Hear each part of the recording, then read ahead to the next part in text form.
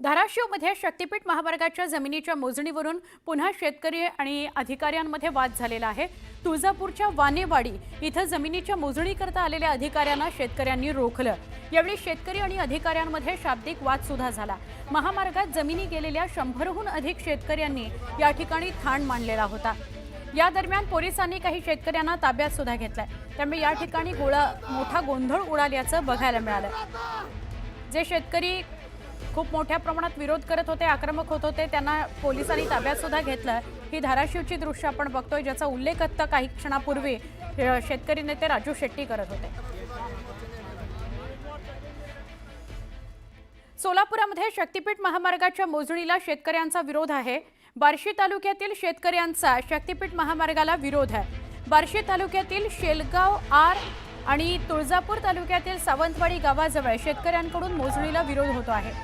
शेतीची मोजणी करण्याकरता दाखल झालेल्या प्रशासन अधिकाऱ्यांना विरोधाला सामोरं जावं लागणार आहे। मोजणीकरता अडथळा आणणाऱ्या शेतकऱ्यांना तामलवाडी पोलिसांनी ताब्यात घेतलंय। कोणत्याही परिस्थितीत मोजणी होऊ देणार नाही अशी शेतकऱ्यांची भूमिका होती। शेतकऱ्यांकडून एकच जिद्द शक्तीपीठ रद्द, एकच जिद्द शक्तीपीठ रद्द अशा घोषणा दिल्या जात होत्या। शक्तीपीठ रद्द करा असं अधिकाऱ्यांसमोर घोषणाबाजी शेतकरी करत होते। शेतकऱ्यांनी वाढीव मोबदला नको तर शक्तीपीठ महामार्गच रद्द करा अशी भूमिका घेतलेली आहे। सोलापूर आणि धाराशिव जिल्ह्यातील काही तालुक्यांमधून शक्तीपीठ महामार्ग जाणार आहे। शक्तीपीठ महामार्ग बाधित शेतकरी संघटना आहे आणि त्यांच्याकडून विरोध करण्यात आला।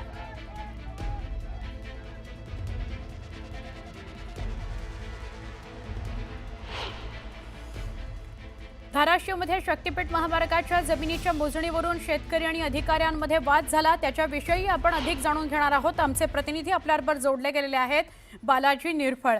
बालाजी, आत्ताच बातमी समोर आली की कॅबिनेटची म्हणजे मंत्रिमंडळाची मंजुरी या शक्तीपीठ महामार्गाला मिळालेली आहे। भूसंपादनासाठी पैसे सुद्धा तरतुदीत आहेत। असं असताना धाराशिवमध्ये काय घडलं नेमकं शेतकरी अधिकाऱ्यांमध्ये? सुवर्ण, आपण जर बघितलं तर शक्तीपीठ महामार्गाला जो आहे तो पूर्ण मराठवाड्यात न तर पश्चिम महाराष्ट्रात देखील विरोध होतो। आणि गेल्या शुक्रवारी जी आहे ती राज्य उच्च स्तराची जी बैठक झाली, जिल्हाधिकारी देखील धाराशिवच्या त्या बैठकीला होते आणि त्यांना सक्त सूचना देण्यात आलेल्या आहेत की शक्तीपीठ महामार्ग जो आहे तो पूर्ण करा। जो जमीन संपादित करायची आहे ती जमीन संपादित करा। त्या आदेशानुसार जे आज आहे ती तुळजापूर तालुक्यातील वानेवाडी असेल किंवा इतर ज्या परिसरातली जिथून हा शक्तीपीठ महामार्ग जातो त्या ठिकाणी अधिकारी मोजणी करण्यासाठी गेले होते, जमीन संपादित करण्यासाठी गेले होते। मात्र बार्शी तालुक्यातील, सोलापूर जिल्ह्यातील शेतकरी असतील किंवा धाराशिव जिल्ह्यातील शेतकरी असतील यांनी ह्या मोजणीला विरोध केलेला आहे। अधिकाऱ्यांनी त्यांनी सकाळपासूनच जी आहे ती मोजणी करायची नाही, आमचा शक्तीपीठ महामार्गाला विरोध आहे। यामुळे जो आहे तो तणाव काही काळ वाढला होता। सुवर्ण, त्या ठिकाणी शेतकऱ्यांनी एक भूमिका घेतली की तुम्ही ज्या ठिकाणी मोजणी करणार आहेत अगोदर आम्हाला आमचा जीव घ्या आणि त्यानंतर आमची मोजणी सुरू करा। शेतकरी जे आहे ते ठिय्या मांडून बसले। त्यानंतर पोलिसांच्या 2 गाड्या आल्या। काही तात्पुरती स्वरूपाची कारवाई म्हणून शेतकऱ्यांना ताब्यात देखील घेतलं होतं। सुवर्ण, मात्र शेतकऱ्यांची एकच भूमिका आहे। आज राज्य सरकारने जरी कॅबिनेटमध्ये महामार्ग पूर्ण करण्याचा निर्णय घेतला असता तर याच्या सूचना प्रशासनानं स्थानिक प्रशासनाला अगोदरच दिलेल्या आहेत आणि कुठेतरी हा महामार्ग राज्य शासन रेटून नेतोय। तो महामार्ग आमचा जीव जरी गेला तर आम्ही याला जमीन देणार नाही, शेतकऱ्यांची भूमिका आहे। त्यामुळे कुठेतरी निश्चितच सुवर्ण जो संघर्ष आहे तो पेटलेला दिसतोय।